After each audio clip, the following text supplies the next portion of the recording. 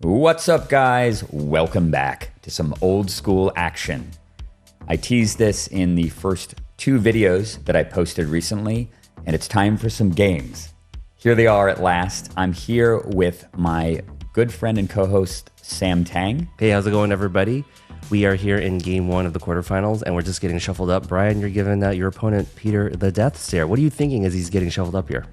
I am, in fact, giving him the death stare. If you notice, I've got my hand face down on the table, which is how I generally begin games in tournament play. And you notice that I'm watching my opponent. His name is Peter Dentith, actually. Super nice guy. Look at his opening 7. He's already kept his hand, and I'm kind of keeping an eye. A lot of people tend to move cards around in their hand unconsciously before the game even begins, and you can see them move cards from right to left. They sort of sort their hand almost like they're sorting cards in a hand of gin rummy. Or you can also pick up, if you've ever played the game Mahjong, you can see people that go and sort their tiles right away. Right. They're huge. They're already kind of giving up some information about what lines they have going on. Totally. And you watch a person go 1, 2, 3 or something at the beginning. Those are probably 3 mana sources. And you can count that they've got 4 spells, 3 lands, and then you just pay attention from that point onward. And you can kind of keep track of how many spells they've drawn. There's lots of other stuff you can pick up on, and I definitely do this because I don't need to look at my hand to formulate a strategy. My brain already does that for me. So I'm just going to watch Peter assess his initial draw, deciding, I believe he's already won the die roll and decided not to mulligan. So I think we're actually looking at the very first play of the game. Yeah. And as far as what I'm thinking, I know that Peter is actually playing a deck that was pretty common in this tournament. I saw at least 4 or 5 as I walked around the tables, and I played against one in round 5. The deck piloted by Joel Mick that I spoke about before, where we did the Chaos Orb flip-off. Peter is playing multicolored workshops. Yeah. And this is back before workshops allowed you to really play an aggressive containment stack strategy, where you would go turn 1 workshop Trinisphere, turn 1 workshop Mox Chalice of the Void, or something like that. Or where you'd cast Sphere of Resistance. This is the artifact creature version of stacks. That ran 4 copies of Mishra's Factory, which is not restricted in this format, and you're basically just planning to ramp out big artifact creatures. Yeah. Usually in the form of Juggernaut, Suchi, Triskelion, sometimes Tetravis. Some of these decks use Copy Artifact. Joel's deck certainly did. I don't know if Peter is using Copy Artifact, but he has a secondary theme, actually. And his secondary theme is Monolith, Power Artifact, Fireball. So he's kind of got these 2 things going on. He has a creature component, I think a handful of Triskelions that he casts off workshops, but he also uses the workshops to ramp out Basalt Monolith, assuming that I'm remembering his deck correctly. Yeah. And there's an insane interaction between Basalt Monolith and Power Artifact. Power Artifact is a 2 blue mana enchantment from Legends, and when you play it on an artifact, it reduces the activation cost of the artifact by 2. Yeah, very convenient. Very convenient. When you need to untap a Basalt Monolith. Exactly. So Basalt Monolith can basically tap and untap itself forever, but if it's got a Power Artifact on it, it taps for 3 and untaps for 1, and you have an infinite mana machine. Right. And all you need to do is combine it with an X spell, a Brain Geyser or a Fireball, and you win the game on the spot. You can do infinite damage, assuming they can't counter it or don't have a Circle Protection or red. And there's actually an interesting little bit of errata from the past regarding that. There was errata in place about Basalt Monolith specifically in that era that said a Basalt Monolith cannot be untapped with mana provided by Basalt Monolith, which was an old fix that they eventually obsolesced alongside lots of weird restrictive rules like that. But there was a time where this combo kind of existed, but you couldn't do anything with it. Interesting. But Peter's deck is not vulnerable to that, and he has clearly done well in the tournament. I think he went 5-1 in the Swiss.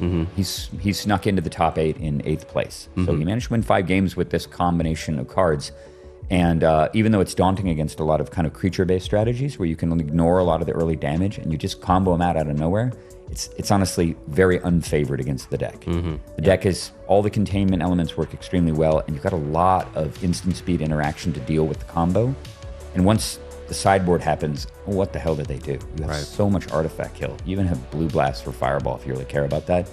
But barring an incredibly high variance draw from Peter, I don't think he has any chance of winning games 2 or 3, and I'm pretty heavily favored in the first game. So even though I'm giving them the death stare, I feel very confident. Right. You're giving him the death stare because you're getting every percentage point open as a competitor. Yeah, you might as well, right? You might as well glean every little bit of information you can get. Even 2-3% can be the difference. So without further ado, I'm going to kick this game off and let's see what happens. Let's do it. All right. So there's going to be no actual ambient noise in the background. we decided to remove that. Yeah. There's this loud sort of drone of the crowd because there's the Magic convention drone. Just add it for yourself in your own head. Exactly. Exactly. Imagine roughly 7,000 Magic players confined in a relatively small cross-section of an incredibly cavernous convention space. With your once-in-a-while judge saying players to the red meetup point. Exactly. A booming voice off in the distance on a microphone calling people to drafts and other events and stuff. So here we go. Let's see how it goes. Game 1, 2019 Magic Fest, Vegas, Old School Magic World Championships. All right, so Peter, you can see, is assessing his hand. He says that he keeps, and I'm actually just waiting for him to decide on his hand. You can see Peter's red hand right there. I'm going to pause. And he's got from left to right, Felwar Stone, Triskelion, City of Brass, Power Artifact, Mox Ruby, another City of Brass, and Monolith. He's already got the combo in hand and the ability to play it, which means if he gets a fast draw and I stumble on mana, he could burn me out with the combo on as early as that's going to be turn 3. Mm-hmm. Bad news if that happens, right? Because he's got a Mox Ruby, so he could Power Artifact and he's got the Ruby. Yeah. So if Peter gets lucky here, he could do exactly what this deck is trying to do, which is basically just combo kill extremely early before the game even gets underway. And there's a lot of decks that really can't stop that in the format. Outside of getting lucky with a strip mine or two or something like that, a Hymn to Torok maybe, they kind of just are hoping that something like this doesn't happen. So Peter has an excellent draw. It's near the upper boundary range of what his deck can do when it gets a fair draw versus something like Turn 1 Ancestral, Mox, Lotus, Time Walk, etc., Time Twister, Mind Twist, whatever, one of those crazy draws. It's pretty damn good. Hopefully I draw something equally as strong. Dan's going to pivot back to my hand. You notice I have my hand down on the table. So Peter leads with City of Brass and a Mox Ruby. Takes a point of damage. And he casts Felwar Stone. And looks like he's going to pass the turn back to me. So hopefully Daniel gets a good shot of me fanning my hand out here. And boom. Let's pause right there. So from left to right, I've got Balance, Black Lotus, Chaos Orb, Mishra's Factory, Disenchant, City of Brass. I think that's a Felwar Stone also, between Factory and Disenchant. And look at that. Yep. I spoke about this in the deck tech, and I've got it in my opening hand, the mighty Library of Alexandria. Normally, if I was playing against just a random hand, I might actually think about holding the library for a bit, particularly because developing mana against Power Artifact Monolith is important, because you need to get interactive mana into play foremost so that you can do things like Disenchant before they try to combo you out on turn 2 or turn 3. But I do have the Black Lotus, so I have an insurance policy to cast a Disenchant in an emergency. And Peter, by nature of going first and playing 3 permanents, only has 4 cards left in his hand. The library is very unlikely to be destroyed now. He only has 4 cards. If one of those 4 cards is a Strip Mine, and he's missed 3 chances at having Strip Mine because I see those cards in play, his chances of having a Strip Mine are quite low here. And I think that more than justifies playing the Library of Alexandria. And I mentioned before about how you generally don't tap the library to draw on your turn. In this case, I will definitely do that because I can draw and then play the Black Lotus. Exactly. So I'm looking at my hand for a bit here, thinking and contemplating, and honestly just kind of going, hell yeah, this is a good way to start the top 8. Right. What a sick hand. I've got Disenchant too. So I'll play the library. You see Peter nod, and I'll immediately draw from it. And he kind of does this like, painful. And as you notice, as soon as he does that flinch, I'm paying attention. Exactly. What does that flinch mean to you, Sam? No answers. No answers. It's like, oh shit. What a tell. What a tell. Like, oh God. Yeah. You see him visibly wince, although he smiles because he's such a cool dude. But in his heart, he's got to be thinking, oh Jesus. And then flipping through his hand again, he's like, are you sure I have no answers? Nope, I don't. Yeah. The wince resolves. Bad enough to be facing the deck in the first round of the top 8 against the guy that invented it. Right. And then you're playing as a library on turn 1 and you've got no answers. So he's being a good sport about it. He's going to be cool, but it's going to be an uphill battle going forward. So I announced the Black Lotus. See Peter smiling. I pass the turn back. So he's going to drop to 5. And you see me just looking at him. I'm watching his hand. I watch his hands and his eyes while he looks at his hand. So he plays a Tropical Island, which I believe he just drew this turn. That's correct. He's going to tap 3 mana here. And he goes to the Felwar Stone and fingers it for a second. And back in the day, in 1994, the Dark came out, I think, in August or September of 1994. And back then, Felwar Stone says tap to add a mana of any color your opponent's lands could produce. But in this situation, it still made colorless mana. And they've since replaced colorless mana with something called generic mana. Right. And so because the library now makes generic mana, it's not a color. anymore, which means the Felwar Stone doesn't make any mana. And we're playing with modern rules, so he can't actually tap the Felwar Stone for mana as much as he would want to. So instead, he's got to take a point of damage, a pretty irrelevant point of damage, to cast his Basalt Monolith. And he's got 3 cards in hand, and we know that one of them is Power Artifact, one of them is Triskelion. So, all right, untap the library. And I'll draw for the turn. I hit a Regrowth, which would have made a Strip Mine even more obsolete, honestly. So I'm at 7 here. Actually, I guess I'm at 8 in hand. I'm just thinking about what to play. And right now, the chief thing I'm thinking about is I need to get white mana into play.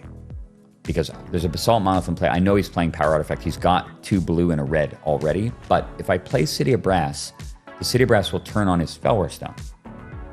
And it'll make the Felwar Stone any color, which means that he could potentially play a counter. He could play Power Artifact, and because this thing's making blue, he might be able to counter back. Right.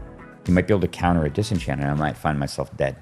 Because you don't really know what your opponent has, you don't know what they're going to draw. So City of Brass seems like a good play, but honestly, I can get the same amount of mana into play without allowing my opponent to get colored mana off of his Felwar Stone. So I have the ability to play a Factory and tap the Factory in the library to cast a Felwar Stone, which would drop me down to 6 cards in hand, and I wouldn't be able to draw with the Library of Alexandria, but it would shore up my position, make me a little stronger. The other option, of course, is to just kind of like let him have mana, or let him have all of this, but play the Factory and don't play a Felwar Stone, which would keep the would keep his Felwar Stone from producing any colored mana, allow me to draw with the Library of Alexandria, and still probably allow me to disenchant as an emergency with the Black Lotus, if in fact he did have the combo.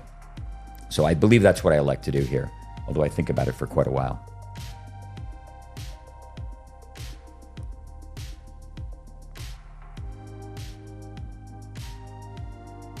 We're just going through the hand again, and we see the hand.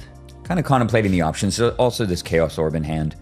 You see me move the Factory to the front, which seems to make the most sense. Right. I'm able to put a mana into play, and I'm also able to keep his Felwar Stone stunted. Yeah, so I ultimately decided to go with this play. I'd rather use the Library of Alexandria and at least try to get a counterspell here. And I'm believing at the moment that single disenchant in my hand plus the Lotus protects me enough from anything but the most absurd range of outcomes that I should be fine, because I kept the Felwar Stone making no mana. So you can see Peter contemplating his hand right now. And even if Peter did have those absurd outcomes, it wouldn't have mattered anyways. Yeah, it wouldn't have mattered anyway, exactly. He's got a Black Lotus or something. Right. See him tapping Basalt Monolith to play another Monolith. Mm-hmm. He knows that he's drawn that recently since he didn't have 2 in his opening hand. Right. But I don't know that. And I'm of course fine to let that resolve. I wouldn't counter it anyway, since two monoliths are basically the same as one. You'll notice him tapping all of his mana here, and of course Triskelion's going to come down. So sometimes these combo decks can just play like 2 or 3 Triskelions in a row and just mow down an aggro deck or something. You know, you've played like a Savannah Land or a Leapor, and the guy plays a Triskelion, kills both of them, and it's still a 2/2. Right. So end of turn, I'm going to draw. Pick up beautiful, beautiful card right there. Not just in terms of its mechanical value in the game, but also just how beautiful a beta Mox Sapphire is. And I pull up a Mox Pearl as well. This is a great scenario because now we've got some mana, but also keeps that Felwar Stone off. Exactly. It's just so lucky to draw 2 Moxes in consecutive perfect blue and white Moxes. That's why you go to the library. Yeah, the library is just so amazing. So I'm going to sit at 7 cards here. I have the option right now to draw a card with the library and immediately play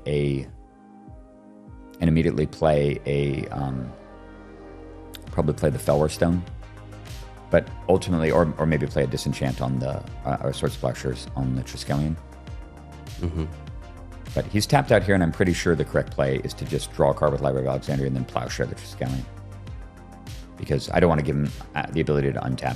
So you'll see me draw right here with the library. God, the card is just so nuts, isn't it? Of course, my deck just goes, here's another Swords. And now with 8 cards in hand, it's a no-brainer play. I'm just going to Plowshare the Triskelion. Right. Just kind of fanning the cards, double-checking the lines. Yeah.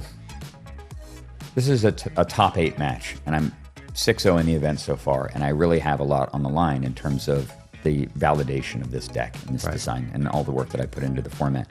So I'm being just extra careful. Exactly. I mean, you triple checking. You've got the time. You're just double checking your work. You've done this in previous matches. You've done this in play testing. Exactly. Yeah. So there are a fair number of people here who I think would have played both a Felwar Stone and cast it. So I'm going to go down to 7 here. I'm not entirely sure that playing the City of Brass there is correct, to be honest, because remember how I talked about keeping my hand at 7 or even 8 all the time? Right. So this drops me down to 6 cards in hand to cast Swords, which means that if I do, in fact, have to play that disenchant, I'm going to drop down to 5, which kind of sucks, and I have no way to get my hand back. So it may have been a mistake in retrospect to play the City of Brass. But I'm plowsharing the Triskelion. He has an option to bombard me for 3 with it and let it get exiled from the game, but he can also pop 2 arms off and then fire the last arm at itself, which puts it back into the graveyard. Right, and then the Swords of Plowshares then fizzles. Right. No What do you think is a better play? I think it is not allowing you to gain that life. Shooting at you twice, then shooting itself, getting it in the graveyard. Yeah, probably 1 life point inconsequential. Assuming he's got Time Twister, he might have cards like Reconstruction in his deck. I don't really know. And regardless, it's probably not going to come down to 1 life point, given the fact that he's playing a combo deck. Right. So he pays 2 mana here, plays a second Felwar Stone, so we know he's drawn that also. And I watched it, of course, in his hand. I saw him draw it and put it directly into play. So you see me just sort of just fingering the disenchants, and I've got nothing to worry about. Peter's got the power artifact in his hand, but he has nothing to do with the combo. All right, I'm back to 7. I'm going to draw a card.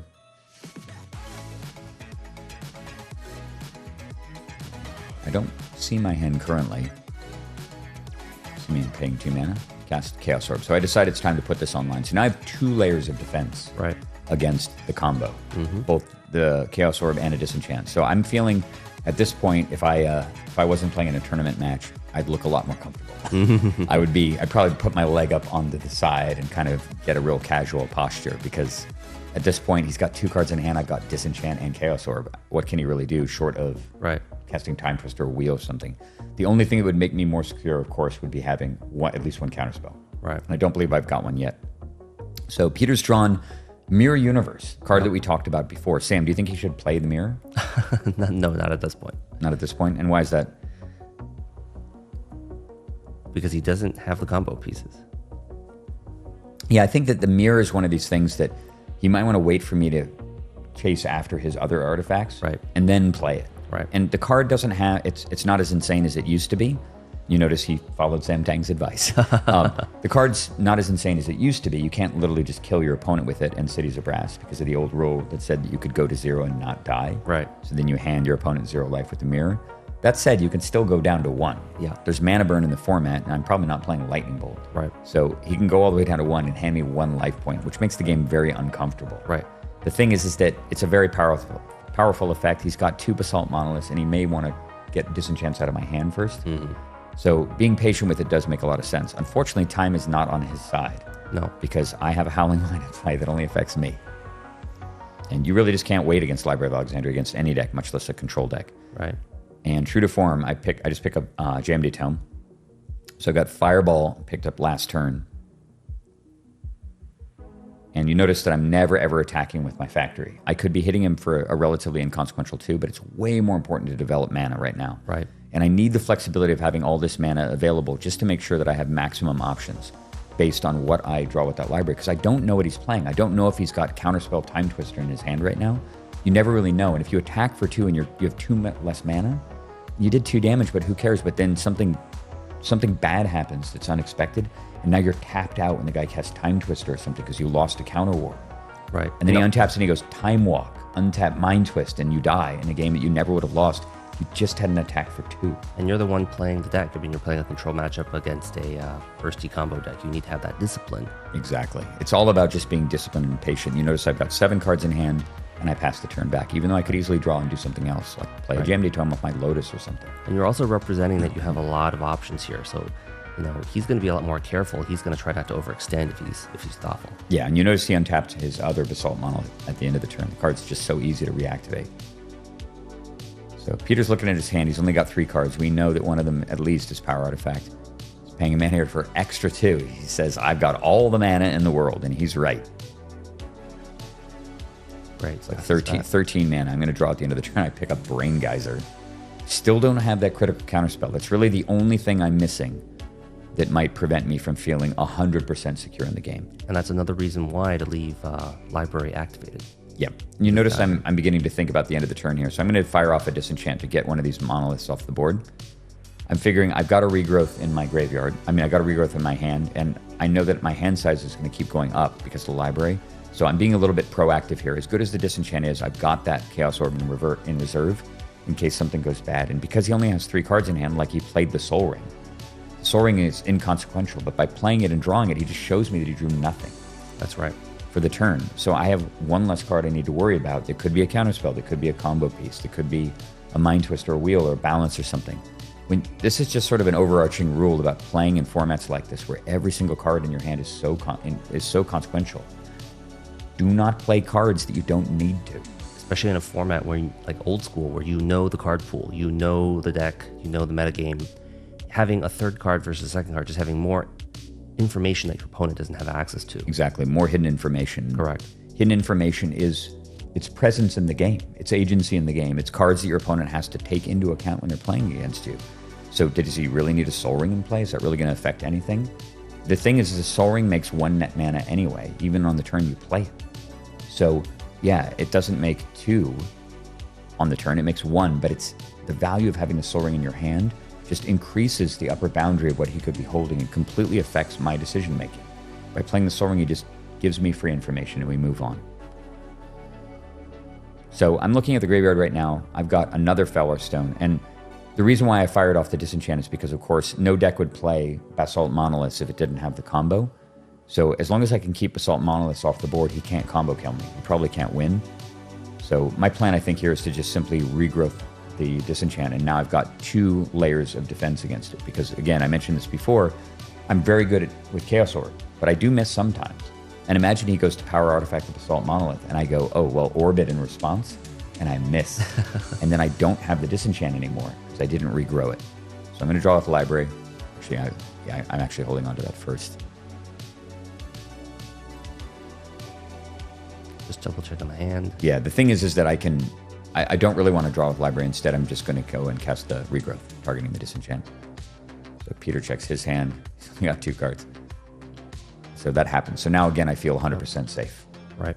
I can't die to the combo right now because I've got Orb and Disenchant.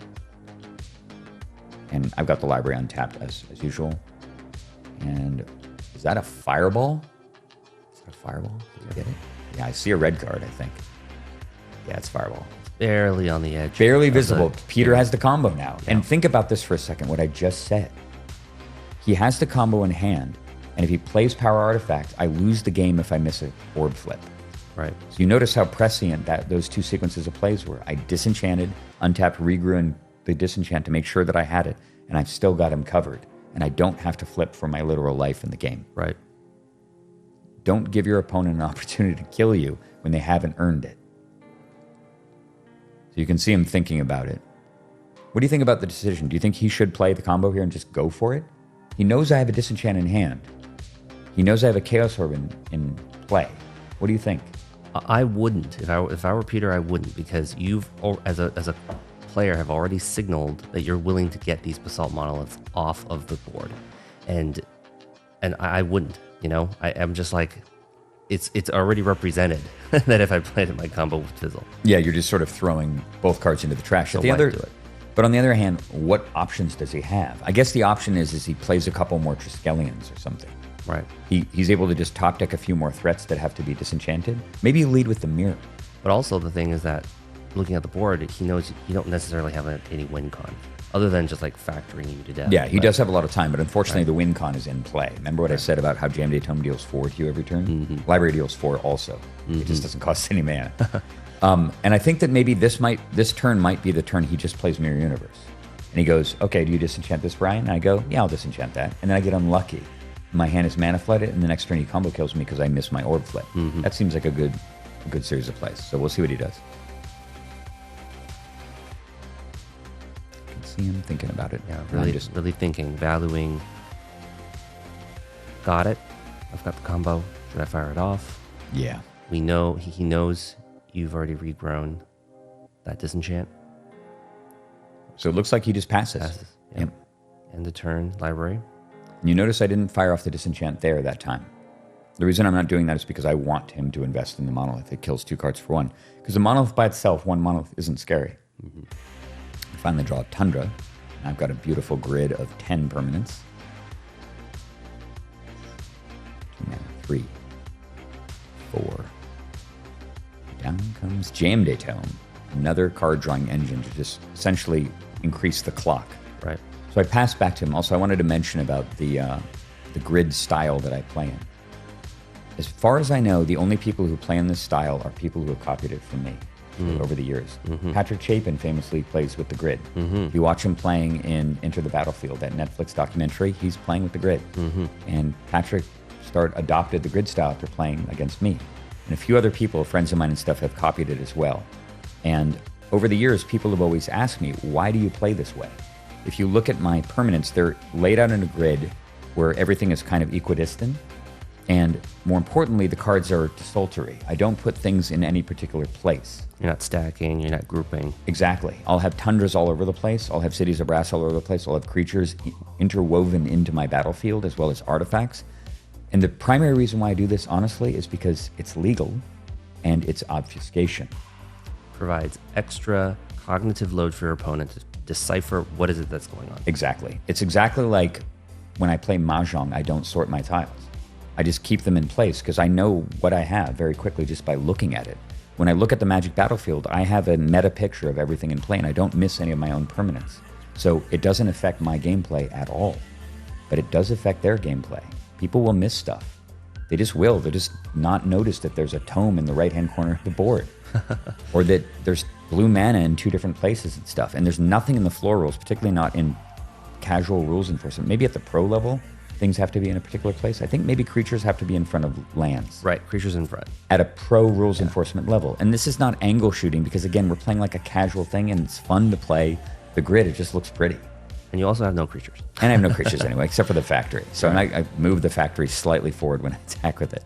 But there's no rule governing the arrangement of other permanent types. And this format has a lot of artifacts in it, actually. So I play in the grid style because it doesn't harm me. It can confuse the opponent. And it kind of just looks badass. Plus, it's just easier to manage your permanents, too. To count your mana, to tap and untap everything. It's just mechanically easier also. So if you can handle, as Sam said, the cognitive load, you notice that Peter draws right there and just passes the turn back. The cognitive load of running the grid, you should try it. Yeah. Figure it out. Right. Because stacking all your lands up makes tapping just more annoying, and it can hide information from you, too. Right. You can just miss stuff when things are stacked on top of each other. Right. And you just make it easier for your opponent. You categorize your own board. Right. Why would you do that voluntarily? It's weird. All right, so I draw, at the end of the turn, I drop to 9, and I finally draw on a counterspell. Or drop to 8, sorry. I didn't use the tome there because it would have required me to use the Lotus, and that's not worth it. But we've reached now the part of the game where I can actually start attacking because I have a Fireball in my hand, and I also have multiple factories. I've just drawn Strip Mine. What do you think about playing a factory here versus Strip Mining, Sam? I think that you play the Strip Mine to get him off of blue mana. To chop down his blue mana. He does have 5 in play. True. So it's going to be hard probably to do that. I think that there's a lot of merit to that play if we're earlier on in the game and it seems like he's just stuck on 2. But at this phase in the event, I'm probably not going to be killing those Felwar Stones. I've already got multiple blue sources in play, so there's no way for me to prevent him from getting blue from Felwar. And I kind of want to just start pressuring him while his hand size is low. I have 2 drawing engines in play, and so the factories can start to apply steady pressure, and then I can close the game out in a few turns with the Fireball. Right. Or maybe even faster if he runs a 6-mana thing into a mana drain. So you see me fingering those 2 cards, right? It's clearly not, my brain has not decided which one is best, but I think I ultimately decided to go with Factory. Look at that, it's funny watching him, yeah. So Factory's coming down, I pull the Mox to the left to fit it in. Oh, look at that Jam Day Tome. It's in a bad spot. It's out of it's really out of position. Akimbo. And you notice I just pass. So I've determined I don't need to apply the damage because I do have that Fireball in my hand. Right. And I'd rather just kind of make sure that I've got lots of card draw. I have a mana drain, but he's back up to 5 cards in hand. And I have to account for a range of things. I just I'm playing safe here. Right. And you're wide open as a control deck. He passes it right back. Yep. You library at the end of the turn. And draw with Jam-Ity Tome. And There's draw literally with Tome. nothing he can do Right. that gets him further in the game Right. as long as I just wait. That's right. So I don't need to pressure his life total. Sure, it allows him extra draws, but I'm outdrawing him 3-1 right now. Correct. So the longer we go, the more ahead I'm going to get, even when I'm not damaging him. Yeah, you're pulling way ahead right now. Yeah, impossibly ahead very quickly. So you can see a different angle here. There's some guys looking at my shoulders. Played a Tundra there. Yep.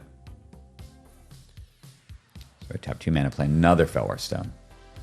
We'll see if I weren't even coming in for damage. Do you remember what your third draw was? I don't recall, unfortunately. And at this point, Peter's only taken 1 point of damage, so he's still at 19, and I'm at 20, I think. I don't believe I've taken anything from City. You see me flicking through my hand. I think I have 8 cards in hand at the moment because I drew 2. And I played a land and a Felwar Stone. Yeah, looks like I'm discarding once. And it's not going to probably matter. No. Perhaps I'm reconsidering. Tap the Felwar Stone. Tap 2.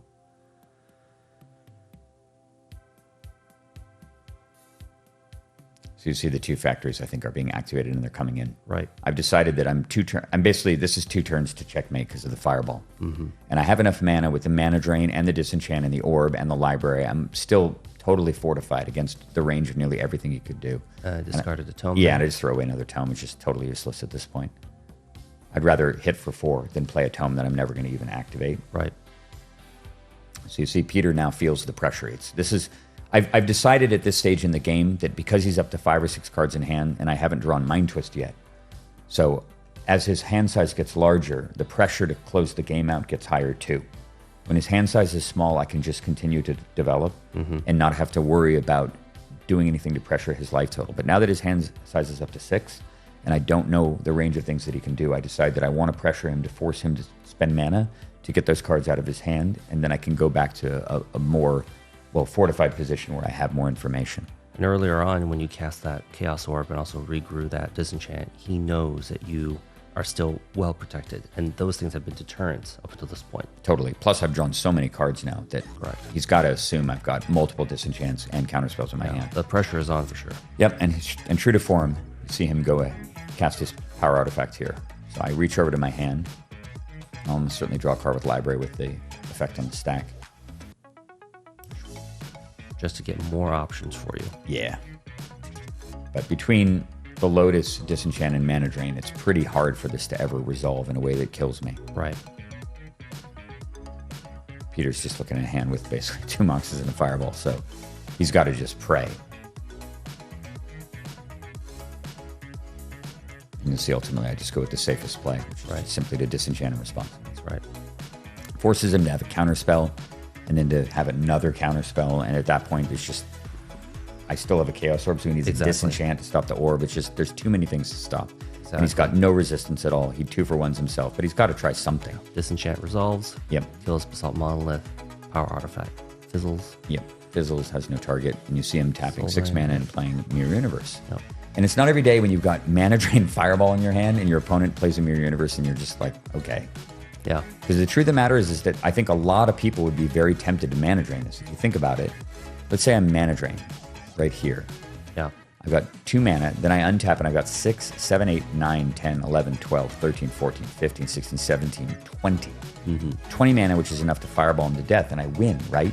Except he's got 2 cards in his hand still. Yeah. What if these cards are Time Twister? What if the cards are Time Twister? And he goes, Time Twister, Time Walk, untap, Fireball kill you. Right. Like combo kill you anyway, and I lose. So the Mana Drain just means that I can't lose. As long as I have the Mana Drain, the mirror's annoying. Right. Sure, I'd love to Mana Drain the mirror and then decadently Fireball him to death, but I don't need to do it. Right. And I think a lot of people would have just gone for Mana Drain, and they probably win the game. Right. Mana Drain Fireball, but there's a small percentage of games that they lose that they wouldn't have lost. And that's what I'm always taking into account. It's min-maxing at every moment. Right. You're already so guaranteed at that point. What are the things that could just go wrong? Precisely. Figure out what your opponent could possibly have and account for that. Right. Assume the worst every time, and you'll be able to generally deal with whatever actually shows up. Because quite honestly, you're already sitting pretty. Yeah. So you don't need to let the shields down, you still need to account for all the outs. Yep. Even though it seems so obvious, right? You've got lethal, mana drain, fireball, so easy. So you see me thinking about it, and I ultimately decide that it's not worth it. I've got a Chaos Orb anyway if I need to kill the mirror, so I let it resolve. You see me tapping a mana. And at the end of his turn, I'm going to activate the Chaos Orb. So you guys get to see a Chaos Orb flip with my patented technique. Stand up. Yeah. Great. We didn't miss. Yeah. Dead shot. Dead straight right on it. Yeah, I'd been in the zone that day. I did not miss a Chaos Orb flip the whole day. Very good. Including like 30 of them against Joel. So I was pretty sure I wasn't going to miss. And actually, when I'm really, really sweating it, if I feel like there's any real risk, the truth of the matter is I don't even care about the mirror. I'm sure I can deal with it anyway. But if there's any real risk, I'll move the mirror. You're allowed to move your opponent's card over to your side of the battlefield, or you can pick one of your own permanents and flip it that as a stand-in. Right. A proxy, essentially, for the card that you're killing of theirs. Correct. So the grid reactivates. It's properly oriented. I'm tapping, just taking a quick peek at the library here. Or the graveyard there, down the inside, yeah. Mm-hmm. I mean, it's a pretty good graveyard for this kind of a deck. I've probably got 7 cards in hand again. Yep. Maybe even 8. I don't remember if I ended the turn with 7. Just assessing the battlefield, assessing your lines of play, lots of mana, lots of options, and a full grip. Yep. Just the Library of Alexandria. How many cards have I drawn extra this game? So you see me flipping through, Sword Splashers. I think you drew another factory there. Yeah, I believe so. Plus, it's like another Mishra's just to close this game faster. Yep. Yeah, so I must have 8 cards in hand. We see the fireball at the top there. Yep.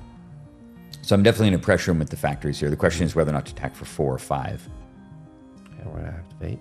Interesting. 4, 5, 6. Looks like I'm just going for lethal here with 2 blue mana available. Yep. That's exactly fireball for 12, I believe. You can count 3, 6, 8, 10, 12. Yeah, so it's 5, 6, 7, 8, 9, 10. Yeah, so it's fireball for 12. So between the damage that Peter had done to himself with his Cities of Brass and the factory attacks, he was set up to die to fireball anyway, even without mana drain. Mm-hmm. So even though it's fun to throw big fireballs at your opponent's head, a medium-sized fireball will do the job. There we go. Yeah, and with that, I take game 1, and we're about to go to game 2. I will discuss sideboards in the next game, and really fun commenting on that game with you, Sam. Oh, this is great. Beautiful art, beautiful cards, a lot of nostalgia. Yeah, it's awesome. It's shocking. I've had these videos in my archive for 4 years, and to record the very first video of them to memorialize that is really exciting. Thank you for participating in that. I'm looking forward to I love it. Let's see commentating more part games 2. as we can move on. All right, see you guys soon. Game 2 coming up in just a sec.